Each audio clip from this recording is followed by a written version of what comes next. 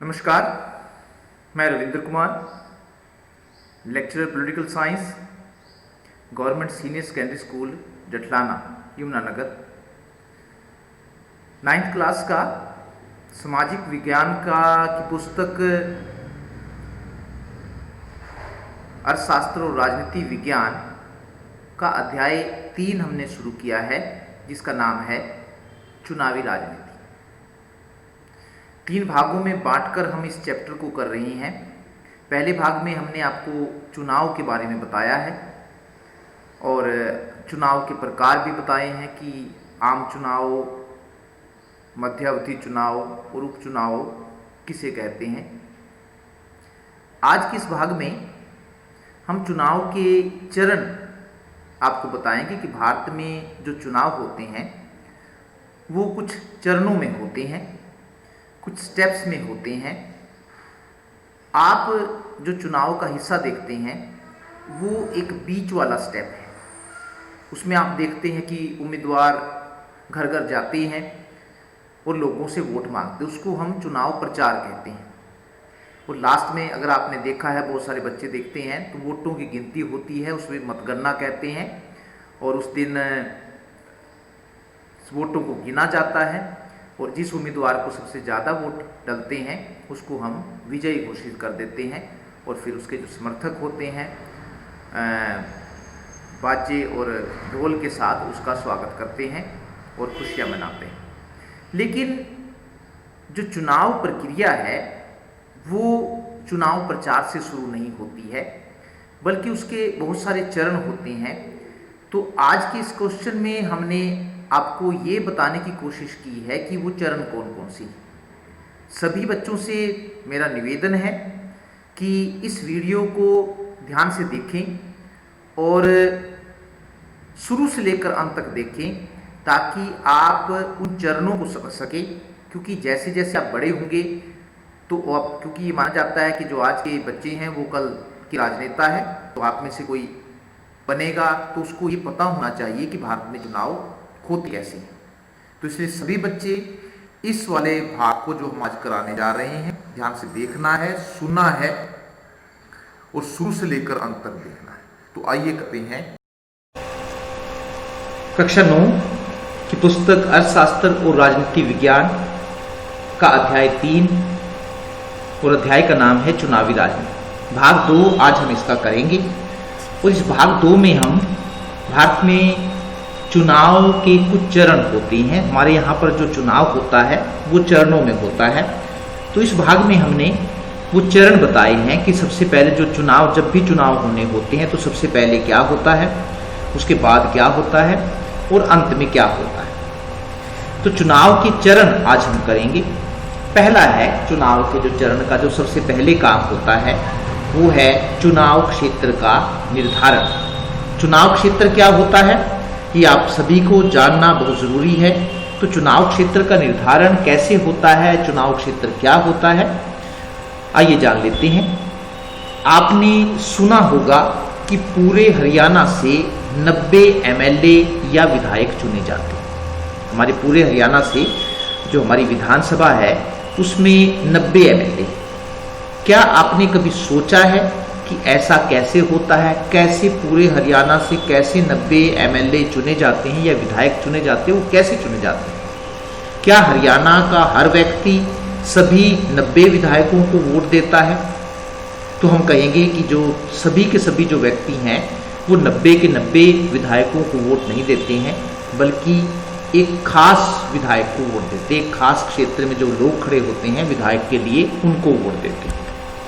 वास्तव में एक राज्य से जितने विधायक चुने जाते हैं उसे उतने ही भागों या क्षेत्रों में बांट दिया जाता है। एक राज्य से जितने विधायक चुने जाते हैं उसे उतने ही भागों या क्षेत्रों में बांट, जैसे मान लीजिए हरियाणा से अगर हम 90 एमएलए चुन रहे हैं तो पूरे हरियाणा को 90 भागों में बांट देते हैं। इन्हें जो भाग होता है जहाँ पर एक 90 भागों में बांटेंगे तो इन्हें निर्वाचन क्षेत्र या चुनाव क्षेत्र कहते हैं। एक पर्टिकुलर जो क्षेत्र होता है, एक विशेष जो क्षेत्र होता है, तो उसको हम चुनाव क्षेत्र या फिर निर्वाचन क्षेत्र कहते हैं। एक निर्वाचन क्षेत्र में जितने मतदाता रहते हैं उसे खास चुनाव क्षेत्र में वे अपने एक प्रतिनिधि का चुनाव करते हैं। आप देख रहे हैं ये हरियाणा का मानचित्र है। इसमें पूरे हरियाणा, क्योंकि पूरे हरियाणा से 90 विधायक चुने जाते हैं, तो पूरे हरियाणा को 90 भागों में बांट दिया है। जैसे ये भाग 1 है, इसका नाम रखा हुआ 2 है, 3 है, 4 है, फिर 5 है, 6 है, फिर 7 है, फिर 8 है, फिर 9 है और फिर ये 10 है। आपका जो रादौर विधानसभा क्षेत्र है वो इसमें आता है 10 विधान में। तो इस प्रकार से सभी पूरे के पूरे हरियाणा को हमने 90 भागों में बांटा हुआ है। और यहाँ से जो चुनकर ये जो क्षेत्र है, जो जिसको हम 10 नंबर दे रहे हैं, इसको हम चुनाव क्षेत्र कहते हैं। तो इस प्रकार से अगर एमएलए का चुनाव होता है तो उसको 90 भागों में बांटा हुआ है। और यहाँ से जो यहाँ इस क्षेत्र में जो चुनाव क्षेत्र 10 में जो लोग रहते हैं या जो मतदाता रहते हैं, वो सिर्फ अपने एमएलए का चुनाव करते हैं, इन सभी एमएलए का चुनाव नहीं करते। इसी प्रकार लोकसभा में 545 सदस्य होते हैं। इस प्रकार जब लोकसभा के चुनाव होते हैं तो पूरे देश को 545 भागों या क्षेत्रों में बांट दिया जाता है। जिस प्रकार से हरियाणा में जब चुनाव होंगे एमएलए के तो उसको 90 भागों में बांट दिया जाएगा, और पूरे देश में जब लोकसभा के लिए चुनाव होंगे, जिसको हम एमपी का चुनाव कहते हैं, तो तब पूरे देश को 545 भागों या क्षेत्रों में बांट दिया जाता है। हर क्षेत्र से चुनकर जो प्रतिनिधि आता है उसे संसद सदस्य कहते हैं। ये आपको हरियाणा का दिखा रखा है। दोबारा फिर नक्शा अगर आप देख रहे हैं, पहले हम एमएलए का चुनाव कर रहे थे, अब हम एमपी का चुनाव करेंगे। तो जब एमपी का चुनाव करते हैं तो हमारे पूरे हरियाणा से 10 एमपी लोकसभा में चुनकर जाते हैं।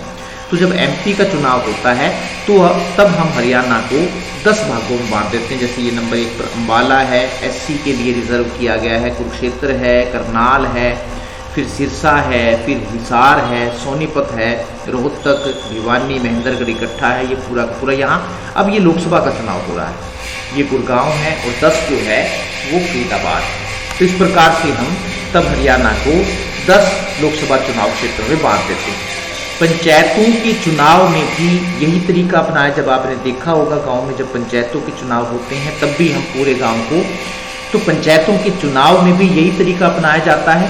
पंचायत के चुनाव के समय प्रत्येक गांव को कई वार्डों में, तब ये चुनाव क्षेत्र नहीं होते बल्कि तब वार्ड में बांटा जाता है। तो पंचायत के चुनाव के समय प्रत्येक गांव को कई वार्डों में बांट दिया जाता है और प्रत्येक वार्ड से एक सदस्य को चुना जाता है। कई बार निर्वाचन क्षेत्र को सीट भी कहा जाता है। आपने देखा होगा कि रादौर की जो सीट थी, आपने सुना होगा कि तो हम चुनाव क्षेत्र भी कह सकते हैं, उसको हम सीट भी कह जाते हैं, क्योंकि ऐसा आपने आमतौर पर सुना होगा कि जैसे रादौर विधानसभा सीट से इस व्यक्ति को फला आदमी को टिकट मिला। तो कई बार निर्वाचन क्षेत्र को सीट भी कहा जाता है। एक ही बात है, आपने इसमें कोई ज़्यादा कंफ्यूज होने की जरूरत नहीं है, क्योंकि हर निर्वाचन क्षेत्र संसद या विधानसभा की एक सीट का प्रतिनिधित्व करता है, वहां से एक व्यक्ति चुनकर जाता है। इसलिए जब हम यह कहते हैं कि हरियाणा में इनेलो ने विधानसभा की 50 सीटें जीती, तो इसका मतलब यह है कि हरियाणा विधानसभा के 50 निर्वाचन क्षेत्रों से, यानी इसका मतलब हम अगर ये कह रहे हैं कि 50 सीटें इनेलो ने जीती है, तो इसका मतलब है कि 50 जो चुनाव क्षेत्र से वहां से जीतकर इनेलो आई। तो इसका मतलब यह है कि हरियाणा विधानसभा के 50 निर्वाचन क्षेत्रों से इनेलो के 50 लोग जीतकर विधानसभा में पहुंचे हैं। आरक्षित निर्वाचन क्षेत्र, एक हमने एक और चीज अपने उसमें जोड़ी है, वो है आरक्षित निर्वाचन क्षेत्र। क्या है आरक्षित निर्वाचन क्षेत्र?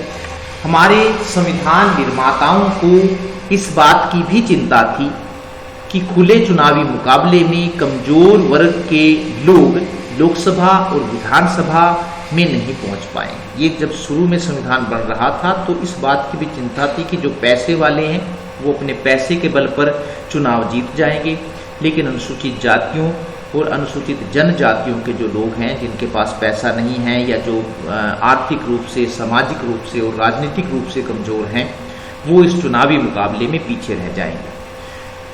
क्योंकि संसाधनों वाले प्रभावशाली लोग उन्हें चुनाव लड़ने से रोक सकते थे।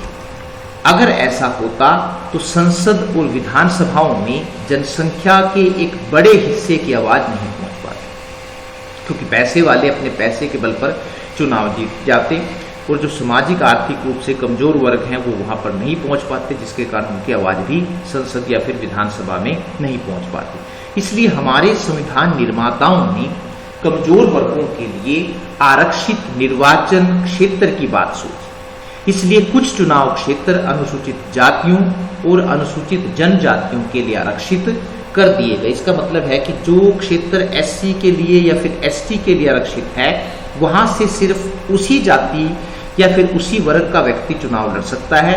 ऊंची जाति के लोग या फिर सामान्य जाति के लोग वहां से चुनाव नहीं लड़ सकते। और मैंने आपको बता दिया है, ऐसा इसलिए किया गया है ताकि ये लोग भी संसद में पहुंच सके और अपनी जो आवाज है, अपनी जो समस्याएं हैं, उनको वहां पर जाकर उठा सके। जो चुनाव क्षेत्र अनुसूचित जातियों के लिए आरक्षित किए गए हैं, वहां से केवल अनुसूचित जाति का व्यक्ति ही चुनाव लड़ सकता है। इसी प्रकार जो चुनाव क्षेत्र अनुसूचित जनजातियों के लिए, खास अनुसूचित जनजातियों का मतलब है कि ऐसी जातियां जो मानव सभ्यता से दूर जंगलों में रहती हैं, अनुसूचित जनजातियों के लिए आरक्षित किए गए हैं, वहां से केवल अनुसूचित जनजाति का व्यक्ति ही चुनाव लड़ सकता है। ये आपको क्लियर हो गया है कि जो चुनाव क्षेत्र जिस जाति के लिए या जिस वर्ग के लिए आरक्षित किया गया है, वहां से सिर्फ उसी वर्ग का व्यक्ति ही चुनाव लड़ सकता है। सामान्य जो जाति के लोग हैं वहां से चुनाव नहीं लड़ सकते। वर्तमान समय में ये अंडरलाइन कर लीजिए, याद कर लीजिए इस बात को कि वर्तमान समय में लोकसभा की 84 सीटें, 545 टोटल सीटें हैं। उन 545 सीटों में से 84 सीटें अनुसूचित जातियों के लिए और 47 सीटें अनुसूचित जनजातियों के लिए आरक्षित की गई। आरक्षण की यह व्यवस्था ग्राम पंचायतों और नगर पालिकाओं में भी कर दी गई। वर्तमान समय में आप देखते हैं कि जब भी ग्राम पंचायतों के चुनाव होते हैं तो वहां पर तो महिलाओं के लिए भी सीटें आरक्षित की गई। इसी प्रकार अनुसूचित जातियों के लिए और अनुसूचित जनजातियों के लिए, खास और दूसरी तरफ पिछड़े वर्गों के लिए भी ग्राम पंचायतों में सीटें आरक्षित की गई है, यदि गांव में पिछड़े वर्ग के लोग रहते हैं। ऐसा इसीलिए किया गया है ताकि ये लोग भी संसद में, विधानसभा में या ग्राम पंचायतों में पहुंच सके और अपनी आवाज वहां पर लोगों को बता सके। पहले चरण में तो सिर्फ यही काम होता है कि जो चुनाव क्षेत्र निर्धारित किए जाते हैं। चुनाव क्षेत्र आपको क्लियर हो गया है कि जितने बड़े क्षेत्र से लोग एक व्यक्ति चुनकर जाता है उसको हम चुनाव क्षेत्र कहते हैं, फिर उसको सीट भी कहते हैं। तो जब चुनाव क्षेत्र का निर्धारण हो जाता है, दूसरा चरण आता है मतदाता सूचियां तैयार करना। इसमें क्या होता है, एक बार जब यह तय हो जाता है कि कितना बड़ा क्षेत्र एक निर्वाचन क्षेत्र में आएगा, तो उसके बाद उस निर्वाचन क्षेत्र में आने वाले मतदाताओं की सूची तैयार की जाती है। इसे मतदाता सूची या फिर वोटर लिस्ट कहते हैं। जब ये तय हो जाता है कि इतना बड़ा जो क्षेत्र है वो एक चुनाव क्षेत्र होगा, तो जो दूसरा कदम है या दूसरा चरण है, उसमें हम उस क्षेत्र में जितने भी मतदाता होते हैं उनकी सूची तैयार करते हैं, जिसको हम वोटर लिस्ट कहते हैं। ये इस प्रकार की होती है जैसा आप चित्र में देख रहे हैं। तो ये पूरी की पूरी जितने भी जैसे गांव में जिनके जो वोट देने की योग्य हो गए हैं, तो इसमें नाम छिपाए गए हैं। वास्तव में ये क्लियर होते सारे नाम होते हैं, पिता का नाम होता है, घर होता है, साथ में वोट नंबर भी होता है उसका, और घर नंबर भी होता है, और साथ में उसकी सीरियल नंबर भी होता है, कितने सीरियल नंबर पर उसका वोट है। तो इस प्रकार की ये मतदाता सूची होती है। कोई भी व्यक्ति जो निर्धारित आयु को प्राप्त कर लेता है, उसका नाम मतदाता सूची में दर्ज कर लिया जाता है। भारत में वोट देने की आयु 18 वर्ष रखी गई है। ये सभी बच्चों को पता होगा कि वोट देने की जो आयु है वो कितनी, क्योंकि हर साल नए लोग मतदाता बनने की उम्र को प्राप्त कर ले। हर साल जो है 18 वर्ष की उम्र के बहुत सारे बच्चे जो है वो छोटे हैं या 17 साल में है, तो हर बच्चा कोई ना कोई कभी ना कभी 18 साल का जरूर होगा। तो हर साल नए लोग मतदाता बनने की उम्र को प्राप्त कर लेते हैं। इसलिए जब भी चुनाव होने होते हैं तो उससे पहले मतदाता सूचियों को सुधार दिया जाता है। तो उनमें जब भी ऐसा होता है, चुनाव होने होते हैं, तो सबसे पहले मतदाता सूचियों को ठीक किया जाता है। इसमें क्या करते हैं, जब मतदाता सूचियों को हम दोबारा सुधारते हैं, जो लोग मर जाते हैं या चुनाव क्षेत्र को छोड़कर चले जाते हैं, उनके नाम मतदाता सूची से काट दिए जाते हैं तथा जो लोग वोट देने की आयु प्राप्त कर लेते हैं उनके नाम मतदाता सूची में दर्ज कर लिए जाते हैं। 2 काम किए जाते हैं, मर गए हैं जो लोग या फिर जो लोग चुनाव क्षेत्र को छोड़कर चले गए हैं, उस गांव से जहां पर उसका वोट बना हुआ था उसका नाम वोटर लिस्ट से काट दिया जाता है और जो नए लोग हैं जिन्होंने वोट देने की आयु प्राप्त कर ली है उनके नाम मतदाता सूची में लिख लिए जाते हैं। वर्तमान समय में फोटो वाले वोटर कार्ड की व्यवस्था लागू की गई है।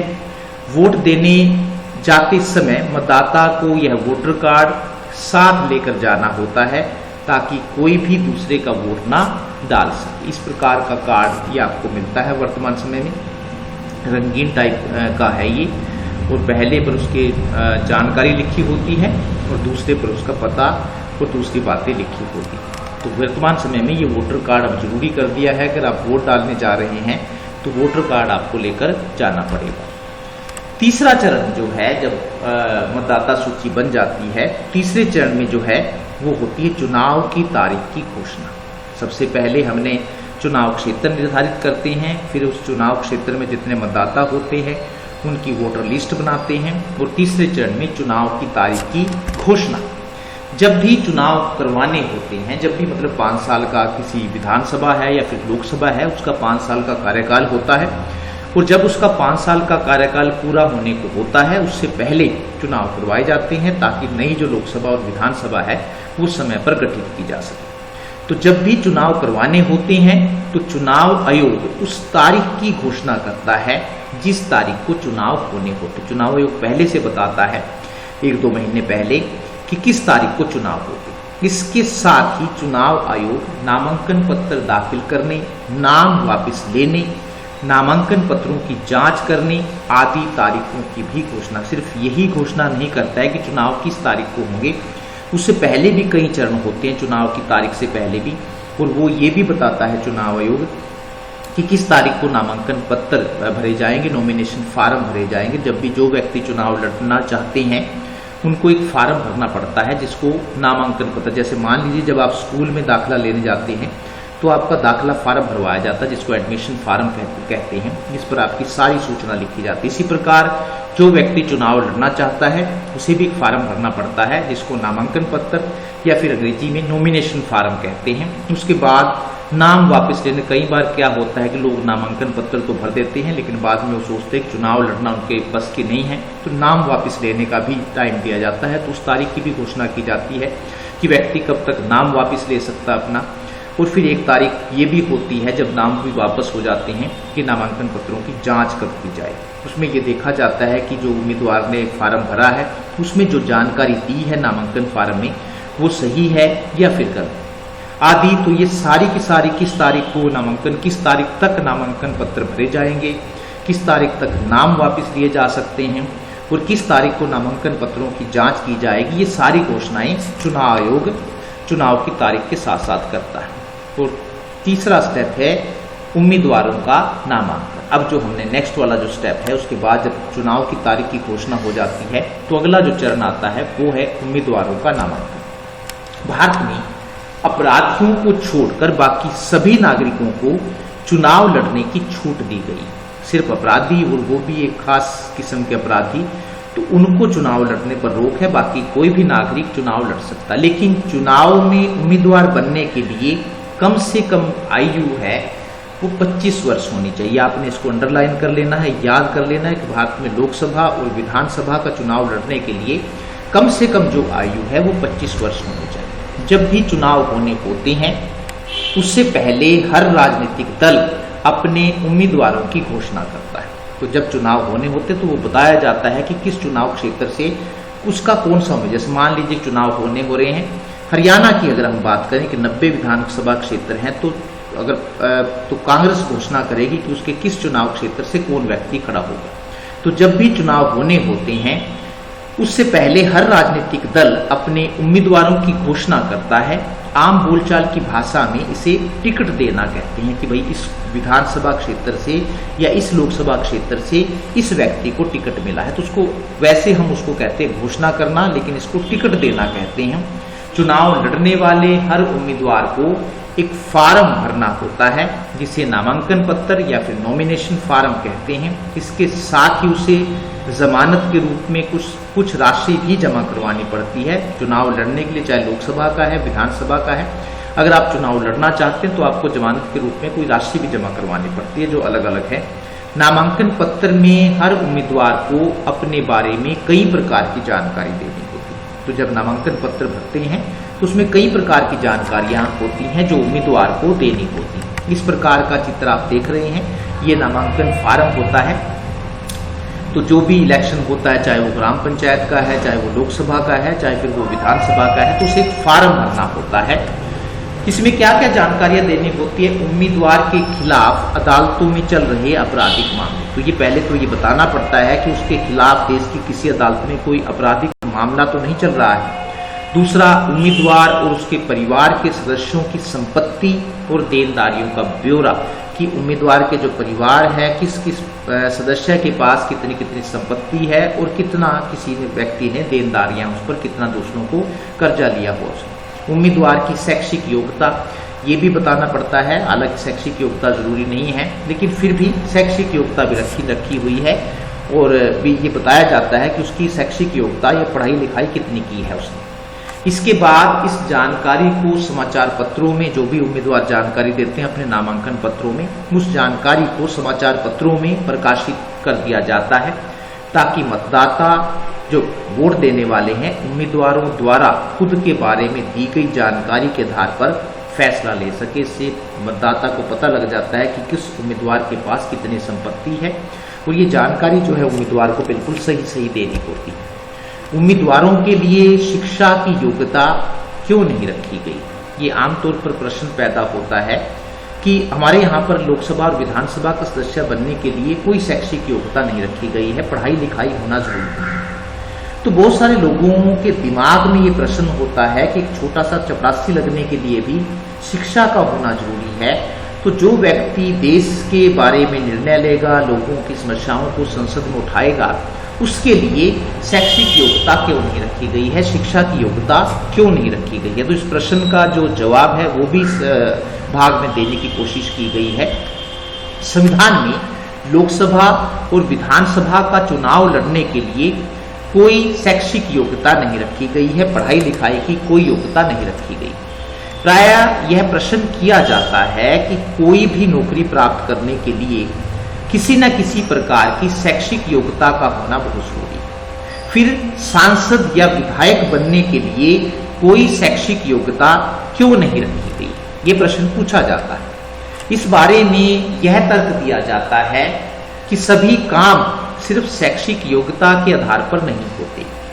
उदाहरण के लिए यदि भारतीय क्रिकेट टीम के लिए खिलाड़ियों का चयन करना है तो इसके लिए किसी डिग्री की जरूरत नहीं होगी, बल्कि अच्छा क्रिकेट खेलने की योग्यता का होना जरूरी। अब आप थोड़ा सा समझ गए होंगे कि हर काम के लिए शैक्षिक योग्यता का होना जरूरी नहीं है। जैसे मान लीजिए इसमें एक उदाहरण भी दिया हुआ है कि अगर आप भारतीय क्रिकेट टीम के लिए सिलेक्ट होना चाहते हैं तो उसके लिए पढ़ाई काम नहीं आएगी, बल्कि उसके लिए आप कितना अच्छा क्रिकेट खेलते हैं ये योग्यता सबसे जरूरी होगी। इसी प्रकार विधायक या सांसद बनने के लिए सबसे बड़ी योग्यता यह है कि वह अपने क्षेत्र के लोगों की समस्याओं को समझे और उनके हितों का ध्यान रखे। तो सबसे जरूरी उसके लिए पढ़ाई लिखाई होना जरूरी नहीं है, बल्कि जिस क्षेत्र से वो चुनकर जा रहा है उस क्षेत्र के लोगों की जो कठिनाइयां हैं, जो समस्याएं हैं, उनको वो अच्छी प्रकार से जानता हो ताकि वहां लोकसभा में बैठकर उनको बता सके वे यह काम ठीक प्रकार से कर रहे हैं या नहीं। इसकी परीक्षा उनके लाखों वोटर 5 साल तक हर रोज लेते हैं और वो अपना काम शिक्षा के आधार पर नहीं देखते हैं। वोटर जो है वो ये देखता है कि जिस व्यक्ति को उन्होंने चुनकर भेजा है, जो जिस व्यक्ति को उन्होंने उम्मीदवार बनाया था, उस व्यक्ति ने अपना काम ठीक प्रकार से किया है या नहीं, उनकी समस्याओं को संसद में या विधानसभा में जाकर उठाया है या नहीं। वास्तव में वही उनकी परीक्षा होती है। एक तर्क यह भी दिया जाता है कि यदि संसद और विधानसभा का चुनाव लड़ने के लिए शैक्षिक योग्यता तय कर दी गई तो इसके कारण देश के अधिकांश लोग चुनाव लड़ने के अधिकार से वंचित हो जाए। ऐसी एक और बात बताई जाती है कि अगर हम शैक्षिक योग्यता तय भी कर दें तो इसका दुष्परिणाम ये होगा, बुरा परिणाम ये होगा कि बहुत सारे लोग चुनाव लड़ने के अधिकार से वंचित हो जाएंगे। उदाहरण के लिए यदि उम्मीदवार के लिए BA, BCom या BSc की डिग्री जरूरी कर दी जाए तो 90% से ज़्यादा लोग चुनाव लड़ने के अयोग्य हो जाएंगे, क्योंकि हमारे यहाँ पर ज़्यादातर जो लोग हैं वो पढ़े लिखे नहीं हैं। और यदि हमने शैक्षिक योग्यता तय कर दी तो बहुत सारे लोग जो है वो चुनाव नहीं लड़ पाए। यहाँ 90% की बात अगर हम BA सिंपल जो है BA भी तय कर दें। चुनाव अभियान, उसके बाद जब लोगों को फार्म भर देते हैं, फार्म भरने के बाद जब वो असली उम्मीदवार बन जाते हैं तो अगला जो चरण है चुनाव उसका प्रक्रिया का, वो है चुनाव अभियान या फिर चुनाव प्रचार।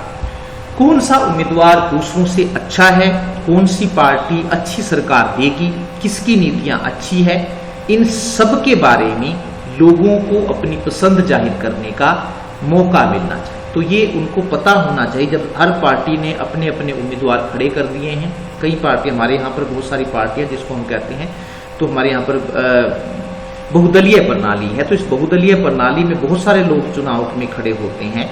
तो उनमें से कौन सा उम्मीदवार सबसे अच्छा है, कौन सी पार्टी अच्छी सरकार दे सकती है और किसकी नीतियां अच्छी है, तो इनके बारे में लोगों को पता चलना चाहिए। और साथ ही चुनाव लड़ने वाले उम्मीदवारों को भी अपनी बात कहने का मौका मिलना चाहिए, ताकि वो लोगों को बता सके कि मेरी ये नीतियां हैं या मेरे दल की ये नीतियां हैं, और यदि आपने मुझे जितवाया तो मैं आपकी भलाई के लिए ये काम करूँ। यह सब चुनाव अभियान या फिर हम कहते हैं चुनाव प्रचार के दौरान होता है। इस दौरान क्या होता है कि जब उम्मीदवारों के नाम की अंतिम सूची की घोषणा हो जाती है, जब ये सब नामांकन पत्र भर लेते हैं, नामांकन पत्रों की जांच हो जाती है, और उसके बाद जो अंत में जो लोग रह जाते हैं तो उसके बाद उनकी एक सूची तैयार कराई जाती है जिसको हम अंतिम सूची कहते हैं। तो जब उम्मीदवारों के नाम की अंतिम सूची की घोषणा हो जाती है तो उसके बाद मतदान की तारीख से एक दिन पहले, यानी कि जिस तारीख को मतदान होता है उससे एक दिन पहले तक का समय, अर्थात 14 दिन का समय जो है चुनाव प्रचार के लिए दिया जाता है। जब अंतिम सूची प्रकाशित होती है उससे 14 दिन, और चुनाव होने से एक दिन पहले वो 14 दिन का जो समय होता है वो चुनाव प्रचार के लिए दिया जाता है। इस अवधि में उम्मीदवार मतदाताओं से मिलते हैं। आपने देखा होगा ये आप चुनाव प्रक्रिया का सबसे वो चरण है जो सभी बच्चों ने देखा होगा, जब बहुत सारे नेता गाड़ियों में बैठ कर प्रचार करते हैं, बड़ी बड़ी रैलियां करते हैं। तो इस अवधि में उम्मीदवार मतदाताओं से मिलते हैं, चुनावी सभाएं करते हैं तथा रेडियो और टेलीविजन पर चुनावी बहसें होती हैं। इन सब का उद्देश्य मतदाताओं को रिझाना होता है तथा अपने पक्ष में वोट डलवाना होता है। हर व्यक्ति जो है कोशिश करता है कि वो मतदाताओं को प्रभावित कर सके और उनसे अपने पक्ष में वोट डलवा सके। लेकिन चुनाव अभियान के दौरान कोई भी उम्मीदवार या पार्टी निम्नलिखित काम नहीं कर सकते हैं। अगर चुनाव प्रचार कर रहे हैं तो ये काम नहीं करने हैं, और वो क्या क्या है? मतदाताओं को लालच देना, घूस देना या धमकी देना, उनको डराना धमकाना कि अगर आपने मुझे वोट नहीं दी तो मैं ये कर दूंगा, मैं वो कर दूंगा। तो ये नहीं होना चाहिए। धर्म या जाति के नाम पर वोट मांगना ये भी गलत है। आप धर्म को नंबर ये बताया गया है, मैं आपको बता रहा हूँ कि चुनाव अभियान के दौरान जो उम्मीदवार है वो क्या नहीं कर सकता? मतदाताओं को लालच नहीं दे सकता, घूस धमकी नहीं दे सकता, धर्म जाति के नाम पर वोट मांगना इसको भी गलत माना जाता है। तीसरा, चुनाव प्रचार में सरकारी मशीनरी का प्रयोग करना, जो सरकार की कारें हैं, बसें हैं, उनका प्रयोग नहीं करना है। और चुनाव में तय सीमा से ज़्यादा पैसा खर्च करना। चुनाव जो लड़ता है व्यक्ति, तो चुनाव लड़ने के लिए जो खर्च करने की जो सीमा है वो तय की गई, और कोई भी उम्मीदवार उस तय सीमा से ज़्यादा पैसा खर्च नहीं कर सकता है। अब वो तय सीमा क्या है? भारत में लोकसभा का चुनाव लड़ने के लिए खर्च करने की सीमा 25 लाख रुपए निर्धारित की गई है। अगर आप लोकसभा का चुनाव लड़ रहे हैं तो 25 लाख रुपए से ज़्यादा आपका खर्च नहीं होना चाहिए, तथा विधानसभा का चुनाव लड़ने के लिए खर्च की सीमा 10 लाख रुपए निर्धारित की गई है। तो दोनों अलग अलग हैं। इस सीमा से ज़्यादा आप पैसा खर्च नहीं कर सकते। अगर कोई उम्मीदवार ऊपर बताए गए कामों में से कोई भी काम करता है तो उसके चुनाव को रद्द घोषित कर दिया जाता है। अगर कुछ भी ऐसा करता पाया जाता है तो उसके चुनाव को रद्द घोषित कर दिया। मतदान और मतगणना अब लास्ट वाला स्टेप है जो अब चरण करने जा रहे हैं। फिर जब सारे चुनाव प्रचार भी हो जाता है और अंत में होता है मतदान। जिस तारीख को चुनाव होना होता है उसे चुनाव का दिन कहते हैं। इस दिन मतदाता मतदान केंद्र पर जाता है। चुनाव अधिकारी मतदाता सूची में उसके नाम की पहचान करके उसकी उंगली पर काली शाही का निशान लगा देता है और उसे वोट डालने की अनुमति दे देता है। तो आप जिनके वोट बने हुए हैं वो इस तरह से वहां पर प्रक्रिया होती है। मतदान केंद्र पर जाता है, पर्ची उसके हाथ में होती है, वोटर कार्ड उसके हाथ में होता है। तो जहां वो वोट डलवाने वाले जो अधिकारी होते हैं उसके वोटर लिस्ट में उसके नाम को देखते हैं और जब उसका नाम मिल जाता है तो उसकी उंगली पर काली शाही लगा देते हैं और उसे वोट डालने की अनुमति दे देते हैं। वर्तमान समय में इसके लिए इलेक्ट्रॉनिक वोटिंग मशीन का प्रयोग किया जाता है। इस मशीन के ऊपर उम्मीदवारों के नाम और उनके चुनाव चिन्ह छपे होते हैं। मतदाता को जिस उम्मीदवार को अपना वोट देना होता है वह उसके चुनाव चिन्ह के आगे लगे बटन को दबाकर अपना वोट दे देता है। मतदान खत्म हो जाने, शाम को जब मतदान खत्म हो जाता है तो मतदान खत्म हो जाने के बाद वोटिंग मशीनों को सील करके मतगणना केंद्र पर पहुंचा दिया जाता है। वहां पर पहुंचा दिया जाता है जहां पर वोटों की गिनती होगी। एक निश्चित तारीख को वोटों की गिनती की जाती है। जिस उम्मीदवार को सबसे ज्यादा वोट डलते हैं उसे विजयी घोषित कर दिया जाता है। तो इस प्रकार से आपने देखा है कि हमारे भारत में जो चरण है चुनाव के वो चुनाव क्षेत्रों के निर्धारण से शुरू होते हैं और मतगणना पर जाकर खत्म होते हैं। तो कई प्रकार के कई चरण हैं जिनको आप लोगों को जानना, समझना और याद करना बहुत जरूरी है। धन्यवाद।